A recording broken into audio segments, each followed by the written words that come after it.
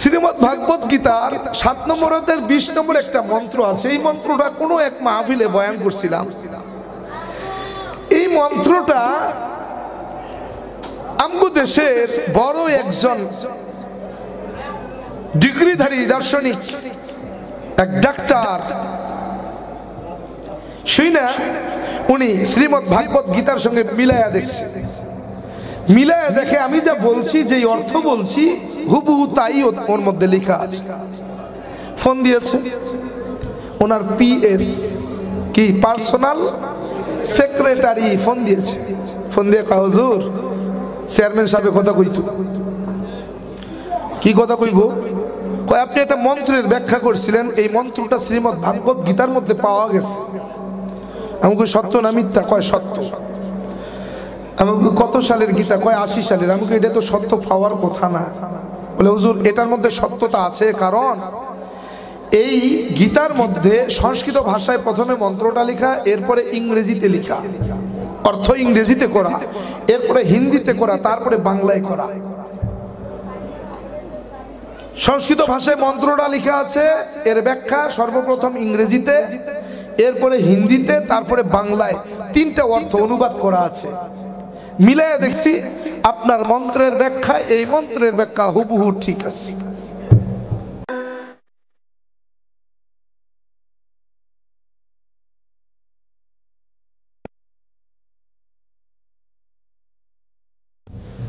তো এই মন্ত্র নিয়ে, এই গীতা নিয়ে আমাদের বাংলাদেশের সবচেয়ে বড় পণ্ডিত পুরোহিত, যিনি গোটা বাংলাদেশে বড় বড় সেমিনার গুলোয় বক্তব্য রাখেন, উনার কাছে গেছিলাম। উনি এই কিতাব দেখে কয়, হ্যাঁ এটা সত্য। সুবহানাল্লাহ কইবেন না? এটা কি সত্য? তো মানেন না কেন? বলে মানতে চাইলেই তো আর মানা যায় না, মানতে চাইলেই মানা যায় না। বলে এই মন্ত্রের ব্যাখ্যা আব্দুর রহমান জামি সাহেব করছেন, ন মুসলিম। আপনি কি মনে করেন?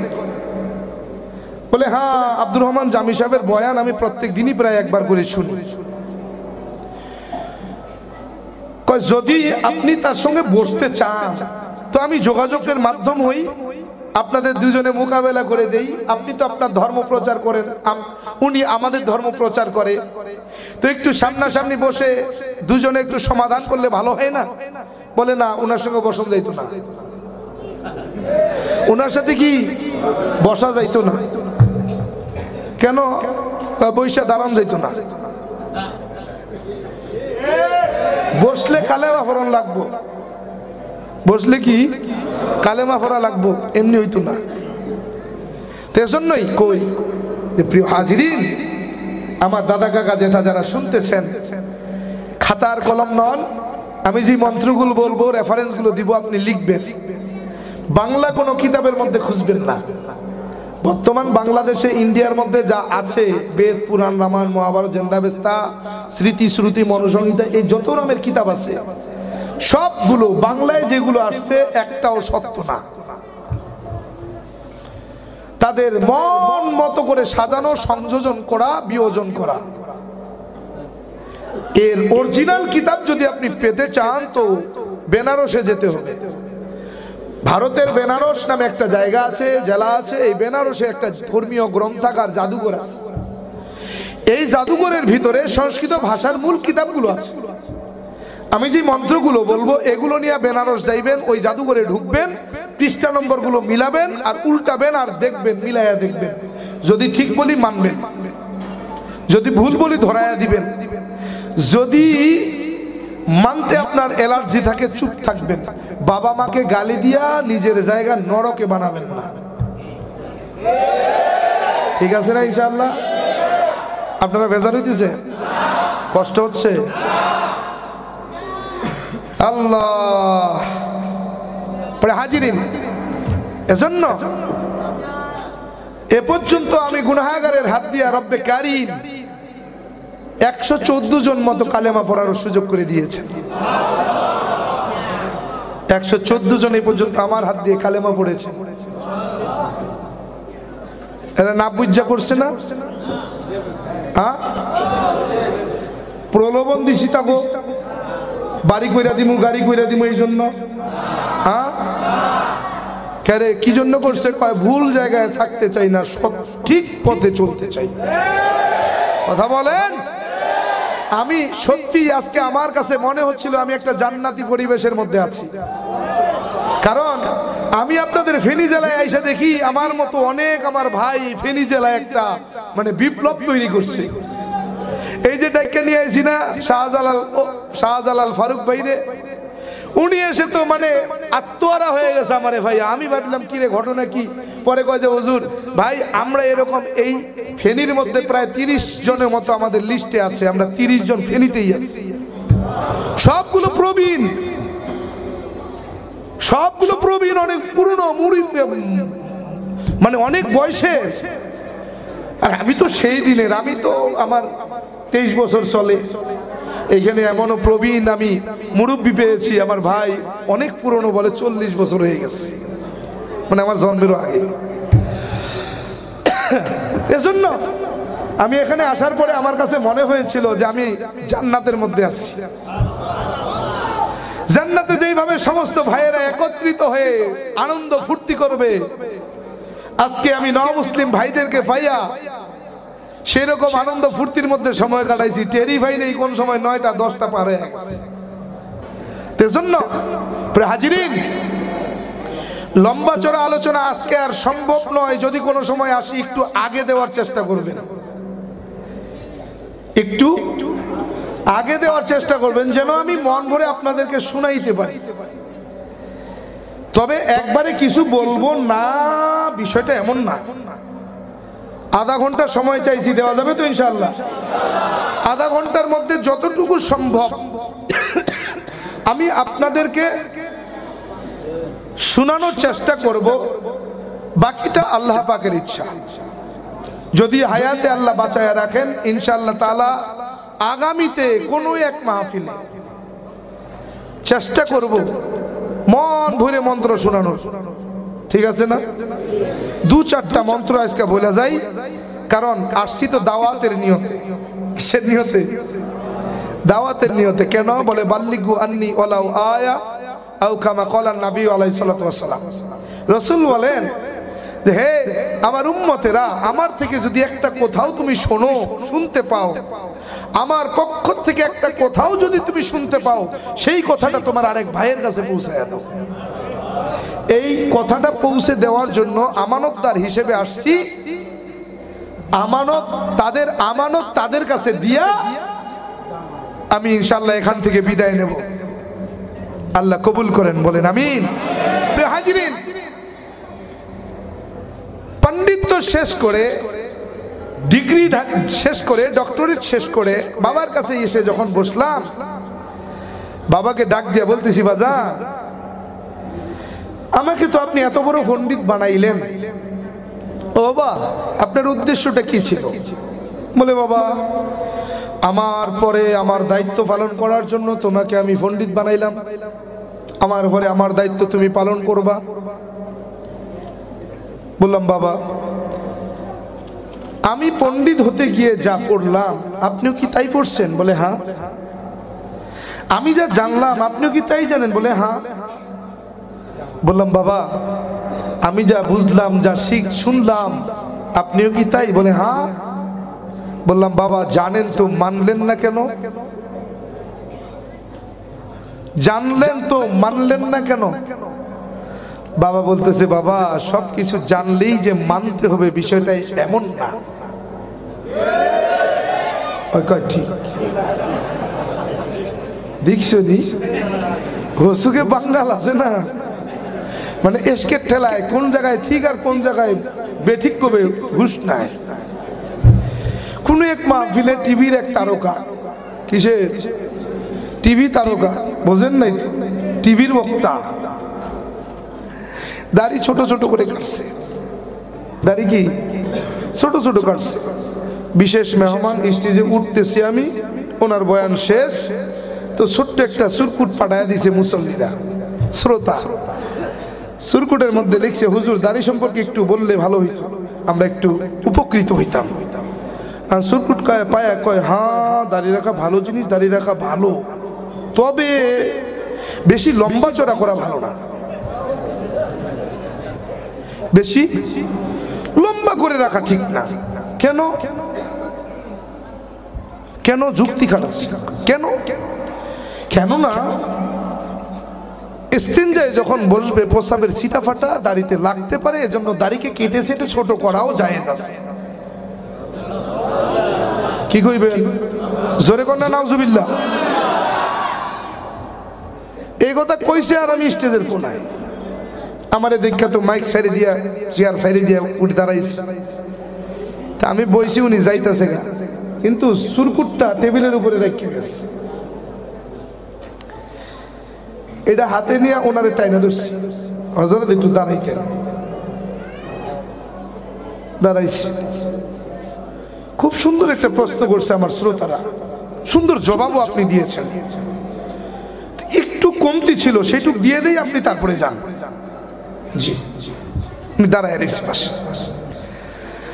শ্রোতা তো কইছে ঠিক। শ্রোতা কি দাড়ি কেটে সেটে ছোট করাও জায়েজ আছে, যেমনে কইছে শ্রোতা তো খুশিতে বাক বাক কয় ঠিক। হ্যাঁ, সুন্দর প্রশ্ন, প্রশ্নের জবাবও সুন্দর। দাড়ি রাখা ভালো জিনিস, দাড়ি রাখা ভালো, তবে বেশি লম্বা চড়া করে রাখা ভালো না। কেন? বলে ইস্তেঞ্জার সময় প্রস্রাবের ছিটা ফাটা লাগতে পারে, এজন্য দাড়িকে কেটে সেটে ছোট করে রাখাও জায়েজ। শ্রোতা তো এবারও ঠিক কইছি। আমার প্রশ্ন সবার কাছে, আচ্ছা বলেন তো, ইস্তেঞ্জায় বসার সময় দাড়ি প্রস্রাবের কাছে থাকে না কাপড় চোপড় থাকে? কোনটা কাছে? আমি বললাম শ্রোতা সকল, প্রস্রাবের ছিটা ফাটার ভয়ে যদি দাড়িকে কেটে সেটে ছোট করতে হয়, এটা যদি জায়েজ হয়, তাহলে প্রস্রাব করতে বসার সময় লুঙ্গি আর জামা খুলে বসাও জায়েজ। শ্রোতা কয় ঠিক। বুঝেন নাই?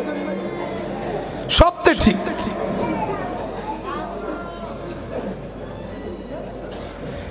আমি কি কইছি? আমি কি কইছি? কোন ঠিকের কারণে এই কথা কইছি? কোন ঠিকের কারণে?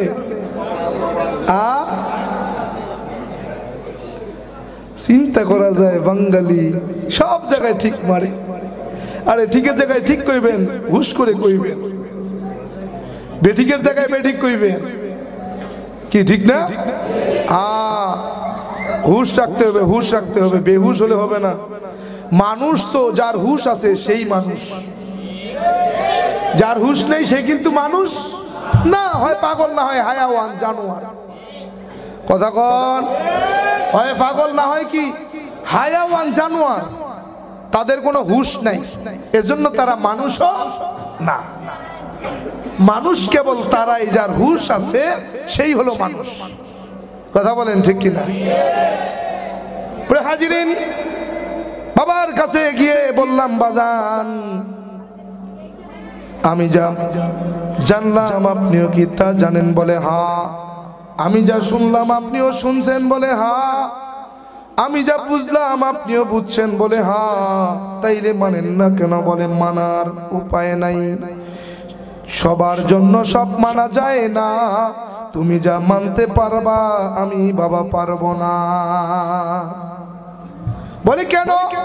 বলে বাজান খোকা, কারণ আমার একটা ইজ্জত আছে, সম্মান আছে, আমার ঐশ্বর্য আছে, প্রতিপত্তি আছে, আমার আত্মীয় স্বজন, পাড়া প্রতিবেশী, আপনজন আছে।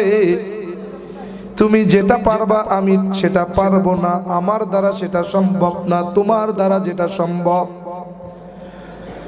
খোকা তুমি যেটা পারবা আমি তা পারবো না। বলে কেন?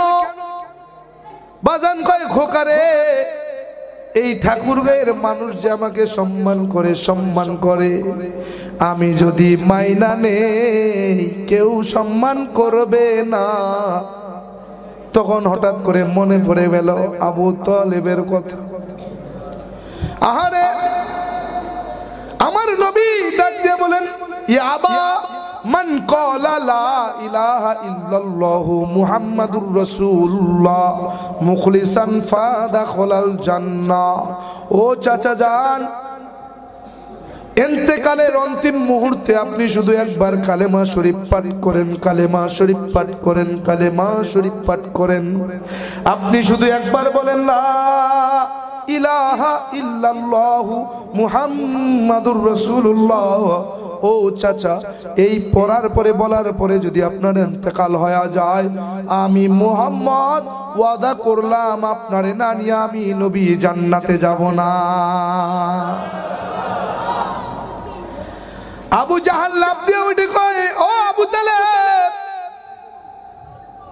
ভাতিজার নতুন এক ধর্ম, আজকে ইন্তেকালের অন্তিম মুহূর্তে ভাতিজার ধর্ম গ্রহণ করে বাপ দাদার ধর্মকে কলঙ্কিত করবে নাকি?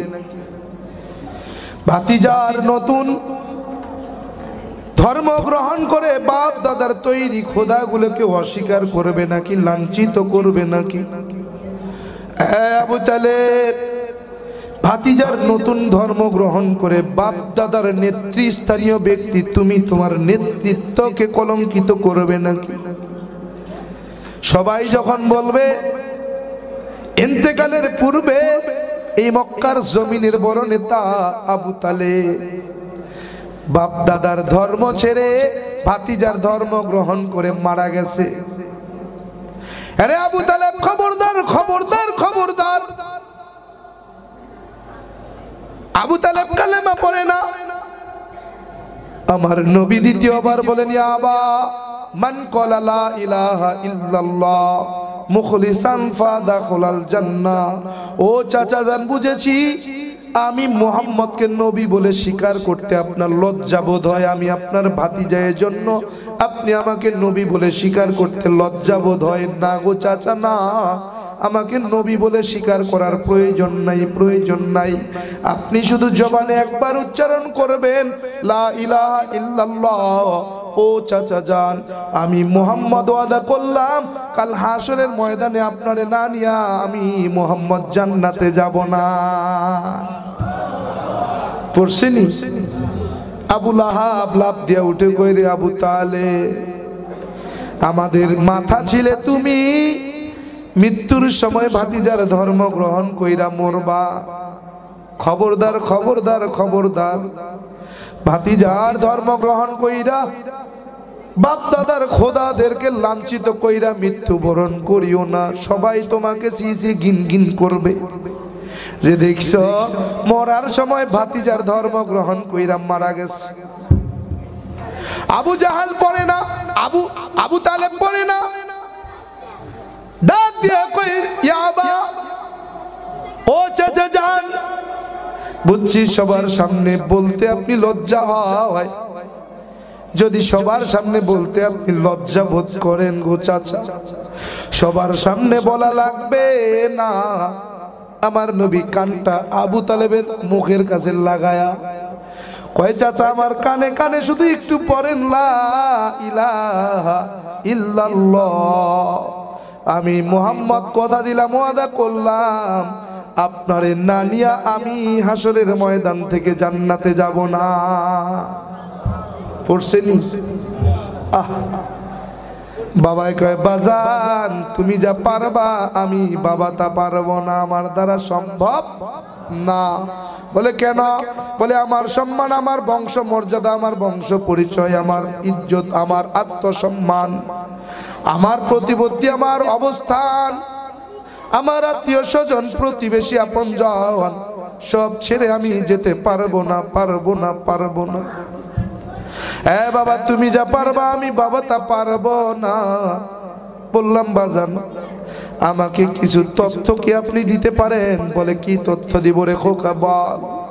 বললাম, বাজান আমি রাজবক কিতাবের 2192 পৃষ্ঠার মধ্যে একখানা মন্ত্র দেখেছিলাম, মন্ত্রখানার ব্যাখ্যা জানতে চাই। বলে, কি মন্ত্র? বললাম, বাবা ওই রাজবক কিতাবের 2192 পৃষ্ঠার মধ্যে মন্ত্রখানা পণ্ডিতেরা ব্রাহ্মণেরা লিখেছে। পণ্ডিতরা জানায়া দেয়, ব্রাহ্মণেরা বলে কৃষ্ণং কৃষ্ণং শ্রী নন্দকেশ সর্বনাম যুগে। বলে বাবা কয় অর্থ কি বললাম বাবা আপনি যদি বলতেন বড় ভালো হতো। বলে তোরে না সদ্য পণ্ডিত বানায় নিয়ে আসছি, তুই না সদ্য সংস্কৃত ভাষার উপরে পাণ্ডিত্য নিয়ে বাড়িতে আইছ, তুই আমারে বলবি এই মন্ত্রের ব্যাখ্যা কি? বললাম বাবা তাইলে শোনেন। বলে কি? বলে ভগবান শ্রীকৃষ্ণ বলেন যুগে যুগে কালে কালে মানুষের কল্যাণে উপকারের জন্য আমি ভগবান শ্রীকৃষ্ণ অগণিত অবতার হয়ে দুনিয়ায় অবতরণ করেছি। সমস্ত অবতারগণ আমি ভগবান শ্রীকৃষ্ণকে ভগবান বলে মেনে নিয়েছে। নাউজুবিল্লাহ না। বাবা কই ঠিকই তো আছে রে খোকা, বল সমস্যা কোথায়? বললাম বাবা সমস্যা তো ওই জায়গাটায়। বলে কোথায়? বলে স্রষ্টা যখন সৃষ্টি হয় এই সৃষ্টিকে কে নিয়ন্ত্রণে রাখে? স্রষ্টা যখন সৃষ্টি হইয়া যায় এই সৃষ্টিকে কে নিয়ন্ত্রণ করে? বাবা কয় কেন? ভগবান শ্রীকৃষ্ণ। বললাম না না হতে পারে না, হয় না, মানি না। বলে কেন? বললাম বাবা ভগবান শ্রীকৃষ্ণ মানুষের কল্যাণে দুনিয়ার জমিনে অগণিত অবতার হয়ে চলে গেলেন। স্রষ্টা যখন সৃষ্টি হইয়া গেলেন এই সৃষ্টির নিয়ন্ত্রণ হারায়া ফেললেন। বলেন ঠিক কি না? বাবা কয় কি বলতে চাও? আমি বললাম বাবা ভগবান শ্রীকৃষ্ণ স্রষ্টা ছিলেন যখন সৃষ্টি হইয়া মানুষের উপকার করতে গিয়া পূর্ব আকাশে সূর্য হইয়া ঝুলে গেলেন। ওই সূর্য দেবতাকে কোন ভগবান নিয়ন্ত্রণ করেছে? বাবা কয় কেন? ভগবান শ্রীকৃষ্ণ বলি মানি না। বলে কেন মানো না? বললাম বাবা ভগবান শ্রীকৃষ্ণ স্রষ্টার থেকে সৃষ্টি হয়ে যখন ঝুলে গেছেন ওই স্রষ্টার ক্ষমতা হারায়া ফেলছেন। এই সৃষ্টিকে যিনি নিয়ন্ত্রণ করেন তিনি শ্রীকৃষ্ণ নন, তিনি হলেন মুসলমানের আল্লাহ। বাবা কয় খোকা আরে যে আল্লাহ সেই তো ভগবান। কয়াই ফেলেন না খালি ঠিক, তাইলে কেমনে দেখেন না খেলা খেলাই খালি কইতেন যে ঠিক, তাইলেই বুঝাইতাম আজকে। বলে যে আল্লাহ সেই ভগবান। বলি না না আল্লাহর ভগবান এক না। বলে কেন? বললাম বাবা ভগবান এমন এক সত্তা যে জায়গা কাল পাত্র ভেবে হয় তার পরিবর্তন। আল্লাহ এমন এক সত্তা জায়গা কাল পাত্র ভেবে নেই তার কোনো পরিবর্তন। বলে বাবা কি বলতে চাও? আরে ভগবান তো সর্বত্র বিরাজমান, আল্লাহর খবর কি বল? বললাম আল্লাহু নূরুস সামাওয়াতি ওয়া মা ফিল আরদ। আল্লাহু আকবার। বললে আল্লাহ এমন এক সত্তা আসমানের জমিনের মধ্যে যেখানেই আলো আছে সেখানেই আমার আল্লাহ। বাবা কয় খোকা আরে যেই আল্লাহ সেই তো ভগবান। বলি না না হতে পারে না, হবে না, কখনো না, মানি না। বলে কেন? বলে ভগবান জায়গা কাল পাত্র ভেবে হয় তার পরিবর্তন, আল্লাহ জায়গা কাল পাত্র ভেবে হয় না তার কোনো পরিবর্তন। বলে কেমন? বললাম বাবা বাংলাদেশের বাঙালি বাংলা ভাষায় কথা বলি, বাংলাদেশের হিন্দুরা যখন তাদের সৃষ্টিকর্তাকে বাংলা ভাষায় ডাকে কি বলে? বলে ভগবান। কথা কয় না? দেখ লিখার বেলায় কি লেখে? বলে গড। বললাম বাবা বাংলাদেশের ভগবান, ইন্ডিয়ায় গেলে ঈশ্বর, আমেরিকায় গেলে হয়ে যায় গ। কথা কয় না? কিন্তু আল্লাহ এমন এক সত্তা বাংলাদেশের বাঙালি মুসলমান বাংলা ভাষায় কথা বলে, মাতৃভাষা বাংলা। বাংলা ভাষায় যখন মুসলমান সৃষ্টিকর্তাকে ডাকে কি বইলা ডাকে? লিখার বেলায় কি লেখে? ইন্ডিয়ার জমিনে যেই মুসলমান ভাইরা হিন্দি ভাষায় কথা বলে হিন্দিতে যখন সৃষ্টিকর্তাকে ডাকে কি বইলা ডাকে? লিখার বেলায় কি লেখে? আমেরিকার জমিনে যেই মুসলমান ভাইরা আমার বসবাস করে ইংরেজি ভাষায় কথা বলে তারা যখন ইংরেজিতে সৃষ্টিকর্তাকে ডাকে কি বইলা ডাকে? লিখার বেলায় কি লেখে? ও বান্দা, ওই পাকিস্তানের জমিনে উর্দু ভাষায় যেই মুসলমানরা কথা বলে, উর্দুতে কথা বলে, উর্দু ভাষায় যখন আমার সৃষ্টিকর্তার নাম বইলা ডাকে, কি বইলা ডাকে? উর্দুতে যখন সৃষ্টিকর্তার নাম লেখে, কি লেখে? ওই চীনে চায়না ভাষায় কথা বলে, চায়না দেশের মুসলমান, চীনের মুসলমান চায়না ভাষায় কথা বলে। ওরা যখন চায়না ভাষায় সৃষ্টিকর্তার নাম ধইরা ডাকে, কি বইলা ডাকে? আহা, লিখার বেলায় কি লেখে? সৌদি আরবে সৌদি আরবে আরবি ভাষায় কথা বলে। আমার ভাইয়েরা যখন আরবি ভাষা দিয়া আমার সৃষ্টিকর্তাকে ডাকে, কি বইলা ডাকে? লিখার বেলায় কি লেখে? তার মানে বোঝা গেল পৃথিবীর জমিনে 200-র কম বা বেশি দেশ পাওয়া যায়, এমন একটা দেশ নাই যেখানে আল্লাহ আলাদা হয়ে গেছে। বলে পৃথিবীর যেই দেশেই যাবে সেই দেশেই আমার আল্লাহ এক, আল্লাহ এক, আল্লাহ এক। বাবা কয়, বাবা কি বুঝাইতে চাইতেছো? বললাম বাবা আল্লাহর ভগবান এক না। বলে কেন? বললাম বাবা ভগবান এমন এক সত্তা যার কোনো অস্তিত্ব নাই, আল্লাহ এমন এক সত্তা যার অস্তিত্ব বিলীন হবার সুযোগ নাই। বলে কেমন?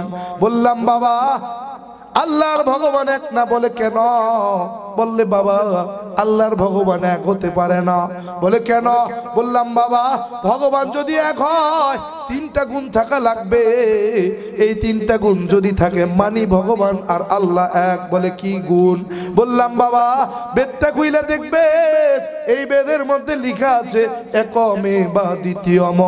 বলে আমি সৃষ্টিকর্তা এক, অদ্বিতীয়, একম এবং অদ্বৈতম। বলে সৃষ্টিকর্তা কারো মুখাপেক্ষী নয়, বরং সমস্ত সৃষ্টি জগৎ তার মুখাপেক্ষী। বলে একম ব্রহ্মা দৈত্য নাস্তি নহিনা নাস্তি কিঞ্চন। বলে সৃষ্টিকর্তা খায় না, ঘুমায় না, স্ত্রীও নাই, সন্তানও নাই, জন্ম দেই নাই, জন্মগ্রহণও তিনি করে নাই। যদি তাই হয় বলে ভগবানের ভগবতী আছে, কথা কয় না? ঈশ্বরের ঈশ্বরী আছে, শিবের পার্বতী আছে, ব্রহ্মার সরস্বতী আছে, বিষ্ণুর লক্ষ্মী আছে, কৃষ্ণের রাধা আছে। এরা কেউ আমার ভগবান নয়। বলে এরা খায়, ঘুমায়, এরা কারো না কারো মুখাপেক্ষী হয়, এরা কেউ আমার ভগবান নয়। তাইলে ভগবানকে? বলে 12 মাসে 13 জন আমার ভগবান নয়, 33 কোটি দেব দেবী আমার ভগবান নয়, তুলসীর গাছের তলায় 64 কোটি ভগবান আমার ভগবান নয়। ভগবানকে? বলে যাকে দেখা যায় না, না তোষ প্রতিমা আসতে। বলে মানে কি বল? বললাম সৃষ্টিকর্তা এমন এক সত্তা, এমন এক সত্তা যার আকার নাই, আকৃতি নাই, প্রতিমূর্তি নেই, প্রতিছবি নাই, দেখা যায় না, ধরা যায় না, ছোঁয়া যায় না, লাল নীল হলুদ না সবুজ তা অনুভব করা যায় না। তিনি হলেন ভগবান। তিনি কে? আল্লাহ। বাবা কি বুঝাইতে চাইতে চলে খোকা? বললাম বাবা শুধু এখানেই না, মুসলমানরা তাদের কোরআনের মধ্যে তাদের আল্লাহ পাক রব্বুল আলামিন কত সুন্দর জানায়া দেয়, বলে দেয়। বলে কুল, হে নবী জানায়া দেন, বলে দেন হু আল্লাহু আহাদ, আমি আল্লাহ এক, অদ্বিতীয়, আল্লাহুস সামাদ, আমি কারো মুখাপেক্ষী নই, বরং সমস্ত সৃষ্টি জগৎ আমার মুখাপেক্ষী। লাম ইয়ালিদ ওয়া লাম ইউলাদ, আমি খাই না, ঘুমাই না, ওয়া লাম ইয়াকুল্লাহু কুফুয়ান আহাদ, আমার স্ত্রীও নাই, সন্তানও নাই, জন্মও দেই নাই, জন্মগ্রহণও আমি আল্লাহ করি নাই। আল্লাহর ভগবান এক না। বলে খোকা কি বুঝাইতে চাও? বললাম বাবা কি বুঝাইতে চাই, এখনো কি বুঝবেন না? বলেন না। বলে কেমনে বুঝবেন? বলে বাবা কেমনে বুঝতাম? বলে আল্লাহর ভগবানের মধ্যে নাই কোনো ব্যবধান। বললাম কেমনে? বলে বাবা তুমি আল্লাহ লিখতে কয়টা হরফ জানো? পড়তে পারো, বলতে পারো? আল্লাহ লিখতে কয়টা হরফ প্রয়োজন? বলে 4। বলে ভগবানের লিখতে কয়টা হরফ প্রয়োজন? বলে 4। বলে বাবা আল্লাহরও 4, ভগবানেরও 4, শাব্দিক অর্থে আল্লাহর ভগবানের মধ্যে নাই কোনো ব্যবধান। নাউজুবিল্লাহ। আছে না নাই? ব্যবধান আছে না নাই? আহা বাবা কই কোথায় ব্যবধান? বললাম বাবা 4 হরফের মধ্যে আল্লাহর অস্তিত্ব পাওয়া যায়, 4 হরফে ভগবানের কোনো অস্তিত্ব নাই। বলে কেমন? বললাম বাবা ভগবানের ভ বাদ দিয়া দেন থাকে কি? বলে গবান। গবান শব্দের অর্থ ডিকশনারি থেকে বলবেন। বলে গবান শব্দের অর্থ হলো গোবর। বলে পবিত্র নাকি অপবিত্র? পাক নাপাক?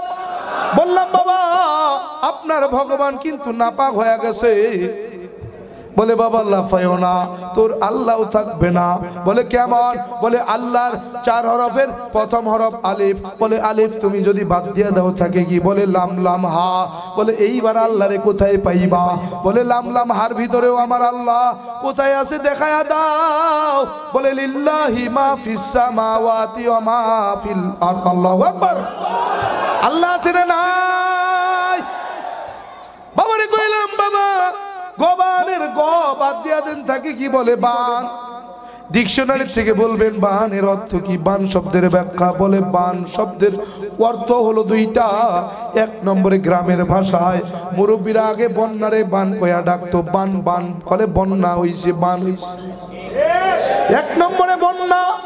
2 নম্বরে গাভীর আসেনি আপনার এলাকা দুধ দোয়াননি, এটারে দুধ নামান, এটারে কি কয়? কয় ওলান। কেউ কয় ওলান, কেউ কয় বাট, কেউ কয় বান। বলে 1 নম্বরে বন্যা, 2 নম্বরে গাভীর ওলান। বললাম বাবা আপনার ভগবান কিন্তু গাভীর ওলান। বাবাই কয় লাফাইও না রে খোকা, লাম লাম হাত থেকে যদি আমি একটা লাম বাদ দিয়ে দিই থাকে কি? বলে লাম হা। বলে এইবার তুমি আল্লাহরে কোথায় পাইবা? বলে লামহার ভিতরেও আমার আল্লাহ। বলে কোথায়? বলে লাহু মা ফিস সামাওয়াতি ওয়া মা ফিল আরদ। আল্লাহু আকবার। আল্লাহ আছে না নাই? বাবারে কইলাম বাবা বান থেকে ব বাদ দিয়া দেন থাকে কি? বলে ন। বললাম বাবা ন শব্দের অর্থ ডিকশনারি থেকে বলেন। বলে 2টা। 1 নম্বর ন শব্দের অর্থ হলো আমরা আঞ্চলিক ভাষায় যখন গণনা করি বলে 5 6 7 8 9 10। 1 নম্বরে গণনার নয়, 2 নম্বরে নাই। বললাম বাবা ভগবানের কোনো অস্তিত্ব নাই। বাবা কয় লাফাইও না, তোর আল্লাহ থাকবে না। বলে কেমন? বলে লামহার থেকে যদি লাম বাদ দিয়া দাও থাকে কি? বলে হা। বলে এইবার তুমি আল্লাহরে কেমনে দেখাইবা? বলে হার ভিতরেও আমার আল্লাহ। বলে কোথায়? বলে হু আল্লাহুল্লাযী লা ইলাহা ইল্লাহু। আল্লাহু আকবার। আল্লাহ আছে না নাই? বাবারে ডাক দিয়ে কইলাম বাবা আল্লাহ কিন্তু এখন আছে। আল্লাহ এমন এক সত্তা যা কোনো বিলীন হয় না। বলে মহান রব্বে কারীম কেমন এক সত্তা? 30 পারা কোরআন নাজিল করছেন, 6666 মতান্তরে 6236 আয়াত নাজিল করছেন। মাত্র 29টা হরফ দিয়া পুরো 30 পারা কোরআন সাজাইছেন, লিখছেন, বানাইছেন। কথা বলেন ঠিক কি না? বলে এমন এক সত্তা 29টা হরফের দ্বারা কোরআন লিখতে পারে সেই আল্লাহ কেমন? বলে কেমন? বলে 29টা হরফের এমন একটা হরফ নাই যেখানে আল্লাহর অস্তিত্ব নাই। যদি আবার কোন সময় আসি দেখায়া দেয়া যাবো 29 হরফের মধ্যে আল্লাহ কেমন ভাবে আছে। এরে গোলাম এই 29টা হরফের মধ্যে আল্লাহর অস্তিত্ব পাওয়া যায়। যদি কোনো সময় সুযোগ হয় বইলা দিব।